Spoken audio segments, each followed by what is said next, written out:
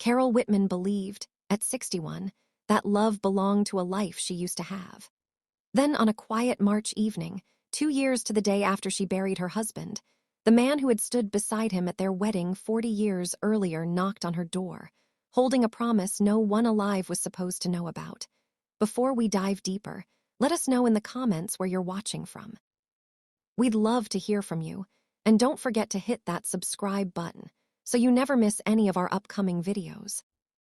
To understand why that knock mattered so much, you have to go back 40 years, to a backyard barbecue in a small Ohio town, where a 24-year-old woman named Carol Ann Reeves stood near a folding table of potato salad, unaware that 2 men at the edge of that yard had already noticed her, and that the choice one of them made in the next 10 minutes would shape the next 4 decades of her life. One of those men was Walter Whitman, a quiet, steady young man who worked at his father's hardware store. The other was Gene Foster, Walter's closest friend since grade school, standing a few feet behind him. What almost no one at that barbecue knew, and what Carol herself would not learn for 30 years, was that Gene saw her first. He noticed her laugh before Walter did, noticed the way she argued good-naturedly with her cousin about a card game, and later admitted he had already decided, in that unremarkable 10 minutes, that he wanted to be the one to introduce himself. Instead, he watched Walter cross the yard first, and something in the way his oldest friend looked at her made Gene quietly step back before he had even taken a single step forward. He never told Walter what he had noticed. He simply let the moment belong to someone else. Walter and Carol married the following spring in a small church with more lace than the budget really allowed, and Gene stood beside Walter as his best man, delivering a toast that made Carol's mother cry, and the whole reception laughed twice as hard as the joke deserved. From the outside, nothing about that day suggested anything other than 2 lifelong friends and a happy bride. But years later, when the full truth finally surfaced, several people who had been at that wedding admitted they always sensed something slightly unfinished in the way Gene looked at Carol during the first dance, though none of them could have said, at the time, exactly what it was they were noticing. For the next 3 decades, Gene became something like a permanent, comfortable fixture in the Whitman household. He drove 2 hours in from the neighboring county for every Thanksgiving. He helped Walter reshingle the roof one August, spent countless Sunday afternoons fixing the truck engine, and never once in 30 years gave Carol any reason to think of him as anything other than family. Their children grew up calling him Uncle Gene without a second thought. He never married. When people occasionally asked why, he would shrug and change the subject, and eventually people stopped asking, the way small towns eventually stop asking about the things that don't have an obvious explanation. Walter worked at the same plant for 31 years, retired at 60, and spent the first 18 months of retirement exactly the way he'd planned, fixing things around the house that had waited years for his attention. Then came the fatigue that didn't go away with rest, followed by the appointment neither of them wanted to make, followed by a diagnosis that turned their quiet, ordinary life into a calendar of hospital visits. Walter fought it for nearly 3 years, with the same unremarkable steadiness he brought to everything else in his life. Gene came every month during that stretch, sitting with Walter through the hardest of the treatments, never once letting Carol see him afraid, though she would later learn that fear was exactly what he had been hiding the entire time. There was a particular afternoon, roughly a year before Walter passed, that Carol would return to again and again in her memory, once she understood what it actually meant. She had stepped out of the hospital room to get coffee, and when she came back, she found Gene sitting close to Walter's bed, both men's voices low, Gene's expression unusually serious for a man who typically filled every room with easy humor. The conversation stopped the moment she entered.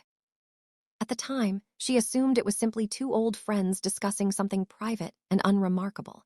It would be 2 more years before she learned that the conversation she'd interrupted that day was the moment Walter finally asked Gene to make the promise that would shape everything that came after. Walter died in March, on a Tuesday morning, with Carol's hand in his and Gene standing frozen in the doorway, unable to make himself step closer. Carol remembers very little of the 2 weeks that followed, only that Gene quietly handled the parts of the funeral she couldn't face, the paperwork, the phone calls, the folding chairs for the reception, The way a person does when grief has made you useless and someone else has decided, without being asked, to be useful in your place. Then, once the immediate crisis of arrangements had passed, Gene went back to his life 2 hours away, and Carol went back to hers, and for 2 years, that quiet distance simply became the new shape of things. Grief at 61, Carol would later say, is a different animal than grief at 30. Nobody warns you that the hardest part isn't the funeral itself, but the ordinary Tuesday 8 months later when you still set the table for two out of pure habit. Her children worried about her from a careful distance. Her friends stopped inviting her to dinners in pairs, the way people quietly do when they aren't sure what to do with a widow anymore. Somewhere in that first year, Carol made peace with a private, unspoken decision. Whatever part of her used to expect love had simply closed for good.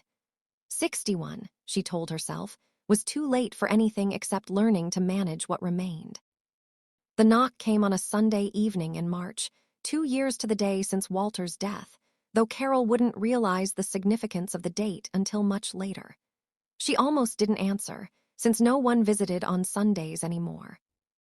It was Jean, standing on her porch with a small wooden box tucked under one arm, wearing an expression she had genuinely never seen on him before, somewhere between relief and dread, like a man who had rehearsed a single sentence for 30 years and was only now discovering whether he actually had the nerve to say it out loud. He asked if he could come in. Carol made coffee out of old habit more than hospitality, and the two of them sat at the same kitchen table where Jean had eaten 100 holiday meals over the decades, except this time, neither of them touched their cup. For a long moment, he simply stared at the wooden box without opening it. And Carol felt an unfamiliar unease settle over the room, the sense that whatever he was about to tell her was going to rearrange something she had believed was settled for good.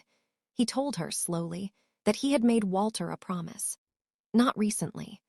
30 years earlier, in a conversation she had never been part of and never been meant to know about. He admitted, for the first time out loud, that he had noticed her before Walter did, that summer at the barbecue, and that he had made the quiet decision to step aside the moment he saw how his best friend looked at her. He told Walter the full truth exactly once, the week before the wedding, and instead of anger, Walter had responded with a request that neither man ever discussed again until that hospital room a year before he died. If anything ever happened to him, Jean was not to let loyalty to a dead man keep Carol alone for the rest of her life. For a moment, Carol felt something closer to suspicion than warmth, and she would later admit this openly. 30 years of quiet devotion suddenly looked, from a certain angle, like something that could have always been about more than friendship, and she found herself wondering, uncomfortably, whether every Thanksgiving, every roof repair, every hospital visit had secretly been in service of a plan rather than genuine loyalty. She asked him directly whether any of it had been real, or whether she had simply been someone else's decades-long, patient project. Jean didn't flinch from the question, though it visibly cost him something to hear it. He told her that if it had ever been a project, he would have said something the year Walter's illness began, when the ending was already visible on the horizon, and waiting would have made far less sense than speaking up, while grief could still be blamed for whatever happened next. He explained the second half of the promise, the part that finally answered Carol's harder question. Walter hadn't simply asked Jean to look after her from a distance. He had asked him to wait, specifically, until Carol no longer needed him to, however long that took, so that nothing in their marriage would ever feel, even years later, like it had secretly been borrowed time. Jean told her he had kept both halves of that promise without either of them ever knowing the full weight he was carrying alone. He came to every holiday not because he had nowhere else to be, but because Walter had asked him to stay close enough to matter, and he stayed unmarried, he admitted quietly, because getting close to anyone else would have complicated a promise he had no intention of breaking. Carol sat with all of this longer than she was proud of before she said anything at all. Her first instinct wasn't tenderness. It was something closer to anger, the specific anger of discovering that your entire life had contained a second layer you were never shown. She asked him why he had waited 2 full years instead of 2 weeks. He told her he needed to know, first, that she could stand entirely on her own, that showing up too soon would have made the whole thing about rescuing her instead of choosing her, And Walter, he said quietly, would never have wanted either of them to settle for that lesser version of it. She told him she needed time, and he nodded the way a man nods when he has had 30 years of practice being patient. Before he left that night, he set the wooden box on her kitchen table. Inside it were 3 decades of birthday cards, one for every year since the wedding, each one addressed to her and never mailed because, he told her, he had needed somewhere private to put the things he wasn't permitted to say out loud. Carol didn't call him for 6 weeks. She told her daughter first, mostly because she needed to say the words out loud to someone who wouldn't immediately judge her for feeling something other than grief. Her daughter's reaction surprised her. She admitted she had always privately wondered why Jean never married, and told her mother that if her father had arranged this deliberately, it wasn't a betrayal of his memory. It was the last gift he knew how to give both of them. Carol's son took longer to come around, the way sons often do where their mothers are concerned.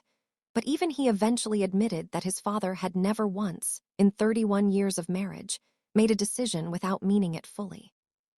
What finally moved Carol wasn't the box of unsent cards, though she read every single one twice. It was the slow realization that Walter, steady, unremarkable Walter, who never made a decision without turning it over 3 separate times, had looked 30 years into a future he already knew he wouldn't be alive to see, and decided the kindest thing he could possibly do for her wasn't to ask her to grieve him forever. It was to quietly make sure she would never have to choose between honoring him and allowing herself to be loved again. She called Jean on a Tuesday, the same day of the week Walter had died, though she hadn't planned it that way and only noticed the coincidence afterward.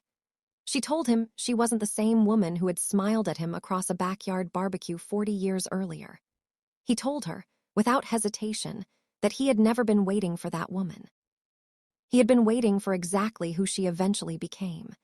They didn't rush anything after that call, and both of them, at their age, were far too careful for that kind of speed.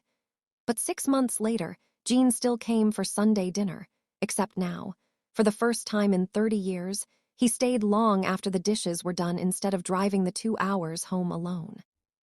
Carol still doesn't know, even now, whether what she feels for Jean is an entirely new love or an old one that was finally given permission to exist out loud. She has stopped trying to draw a hard line between the two. Walter spent 30 years quietly making sure she would never have to choose, and Carol has come to believe that the truest way to honor a gift like that is to stop feeling guilty about accepting it at all.